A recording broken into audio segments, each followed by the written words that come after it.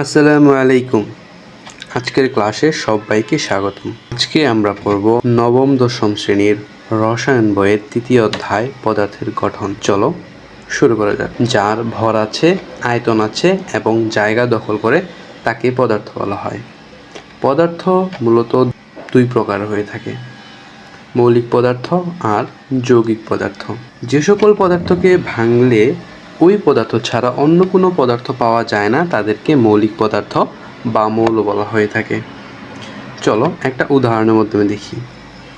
ধরো তোমাকে কেউ একজন এক গ্লাস পানি দিল। পানি ভর্তি একটা গ্লাস দিয়ে বলল এর ভিতরে কি আছে। তুমি নর্মাল ডেফিনেশন কি দিবা? এর ভিতরে শুধুমাত্র পানি আছে। পানি ছাড়া তুমি এই গ্লাসের ভিতরে আর কিছু খুঁজে পাবা না। মৌলিক পদার্থ হচ্ছে সেম জিনিস, যে একটা পদার্থ ভাঙছি এবং এর মাঝখানে আমরা এই মৌল মানে ওই পদার্থ ছাড়া অন্য কিছু খুঁজে পাবো না। যেমন ধরো কার্বন, হাইড্রোজেন, অক্সিজেন, নাইট্রোজেন, এগুলো হচ্ছে এক একটা মৌলিক পদার্থ। এই কার্বন জিনিসটাকে তুমি যত ভাঙো এখানে শুধু কার্বনই পাবা। হাইড্রোজেনকে তুমি যত বিশ্লেষণ করো এখানে হাইড্রোজেনই পাবা। অক্সিজেনকে যত বিশ্লেষণ করো সেটা কী পাবা? অক্সিজেনই পাবা। তো এই সকল পদার্থ নিয়ে তুমি যতই ভাঙো না কেন সেম জিনিসই পাবা, তাই এদেরকে বলা হয় মৌলিক পদার্থ বা মৌল। যেসব পদার্থকে ভাঙলে আমরা দুইয়ের অধিক মৌলিক পদার্থ পাই তাদেরকে বলা হয় যৌগিক পদার্থ। আরেকটা উদাহরণ দেখা যাক। এক গ্লাস শরবত দিল, এক গ্লাস শরবত দিছে। এখন বলছে বলো এর ভেতরে কী কী উপাদান আছে। তুমি নর্মাল ডেফিনেশন দিবা যে তুমি এখানে যে গ্লাসের ভিতরে তুমি কী কী পেয়েছো। শরবতে পেয়েছো লবণ, এরপর চিনি, লেবুর রস,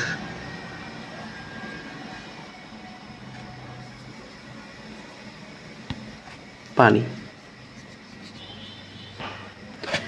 এই টোটাল 4টা উপাদান নিয়ে তোমাকে যে শরবতটা দেওয়া হয়েছিল সেটা গঠিত।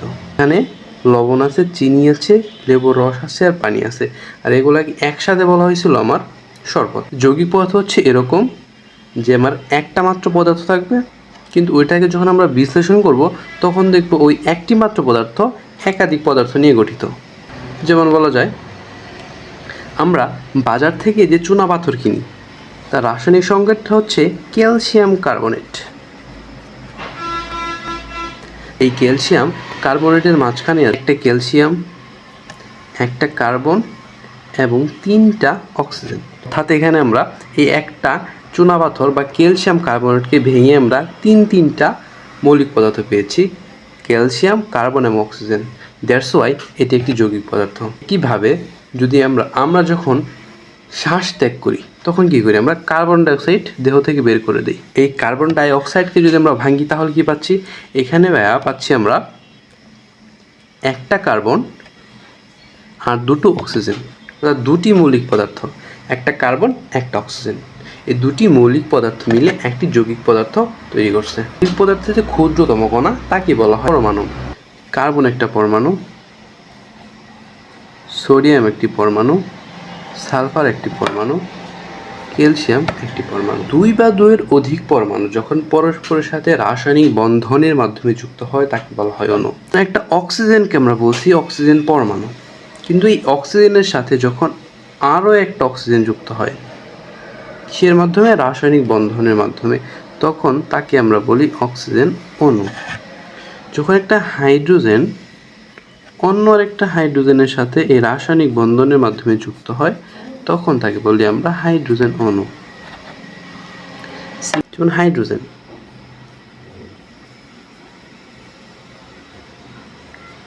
তো হাইড্রোজেন এটি হচ্ছে একটা ইংরেজি শব্দ। এই হাইড্রোজেনের প্রথম শব্দটা কি? প্রথম অক্ষরটা হচ্ছে এইচ। তো এইচ, এই এইচটা হচ্ছে হাইড্রোজেনের প্রতীক। এই এইচ দ্বারাই আমরা হাইড্রোজেন মৌলটাকে চিনে থাকি। এরপর নাইট্রোজেন,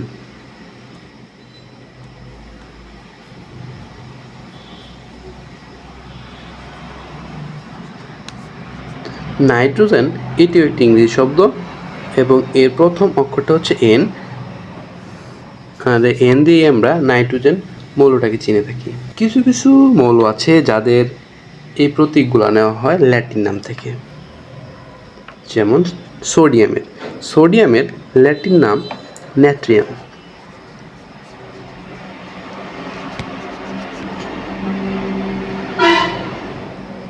এই ন্যাট্রিয়ামের প্রথম অক্ষর এন।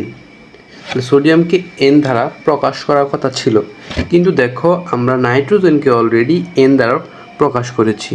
তো এখন আমরা সোডিয়ামকেও যদি আমরা এন দ্বারা প্রকাশ করি, তাহলে দুইটা মৌলের মাঝে আমরা কি করতে পারবো না, পার্থক্য তৈরি করতে পারবো না, বুঝতে পারবো না কোনটা নাইট্রোজেন কোনটা সোডিয়াম। এই সোডিয়ামের প্রতীক প্রকাশের সময় এই প্রথম অক্ষর এন নেওয়ার পর পরবর্তী আরেকটা অক্ষর নেওয়া হয়, যেটা ছোট হাতে লেখা হয়। তাহলে সোডিয়ামের প্রতীকটা হচ্ছে আমার Na। বই খুললেই তোমরা দেখতে পাবো একটা ছকের মধ্যে এগুলো সব দেওয়া আছে, সেখান থেকে দেখে নিও। একটা পরমাণু দেখতে ঠিক এরকম। একটি পরমাণুর কেন্দ্রে ধনাত্মক চার্জ বিশিষ্ট একটা জিনিস থাকে। এই ধনাত্মক চার্জ বিশিষ্ট যে জিনিসটা, এর নাম হচ্ছে ভাইয়া নিউক্লিয়াস।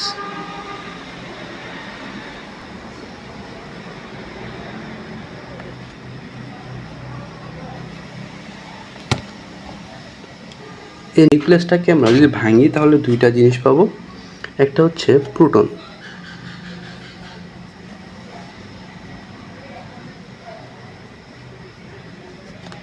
আরেকটি হচ্ছে নিউট্রন।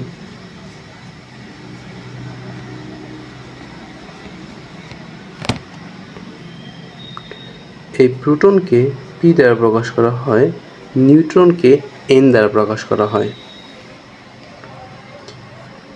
প্রোটনটা হচ্ছে ধনাত্মক চার্জ বিশিষ্ট, যার চার্জের পরিমাণ +1.60 ইন্টু 10⁻19 কুলম্ব। আর নিউট্রন, এটার কোনো চার্জ নাই। তাহলে আমরা পরমাণুর কেন্দ্রে এই যে নিউক্লিয়াসটা ছিল, নিউক্লিয়াসের ধনাত্মক চার্জ দেখছিলাম, সেটা মূলত ছিল আমার এই প্রোটনের। এই প্রোটনের ভর হচ্ছে 1.673 ইন্টু 10⁻24 গ্রাম। আর আমার নিউট্রনের যে ভর, সেটা প্রোটনের থেকে সামান্য বেশি, 1.675 ইন্টু 10⁻24 গ্রাম।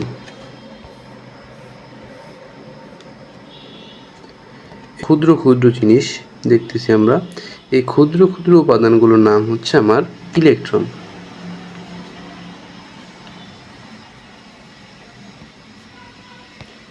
এই ইলেকট্রনের কাজ হচ্ছে নিউক্লিয়াসের চারদিকে ভ্রমণ করা। এই ইলেকট্রনকে ই দ্বারা প্রকাশ করা হয়। এই ইলেকট্রনের চার্জটা হচ্ছে ঋণাত্মক এবং সেই চার্জের পরিমাণ -1.60 ইন্টু 10⁻19 কুলম্ব। প্রোটন এবং ইলেকট্রনের চার্জ সমান, কিন্তু বিপরীত চিহ্নের। প্রোটনের পজিটিভ, ইলেকট্রনের নেগেটিভ। এই ইলেকট্রনের ভর 9.11 ইন্টু 10⁻28 গ্রাম বা 31 কেজি। কোনো মৌলের একটি পরমাণুর নিউক্লিয়াসে উপস্থিত প্রোটন সংখ্যাকে তার পারমাণবিক সংখ্যা বলা হয়ে থাকে। কোনো একটা পরমাণুর নিউক্লিয়াসে যতগুলা প্রোটন সংখ্যা আছে, সেটি তার পারমাণবিক সংখ্যা। যেমন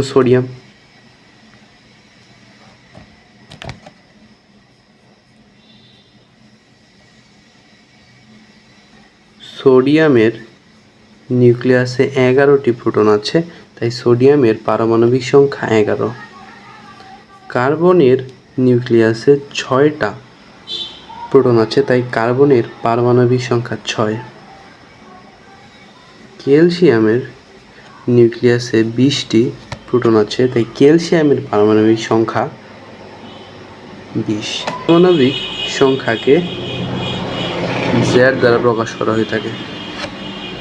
কোনো পরমাণুতে উপস্থিত প্রোটন এবং নিউট্রন সংখ্যার যোগফলকে বলা হয় ভর সংখ্যা বা পারমাণবিক ভর সংখ্যা। ভর সংখ্যাকে এ দ্বারা প্রকাশ করা হয়। এ সমান হচ্ছে প্রোটন এবং নিউট্রন সংখ্যার যোগফল।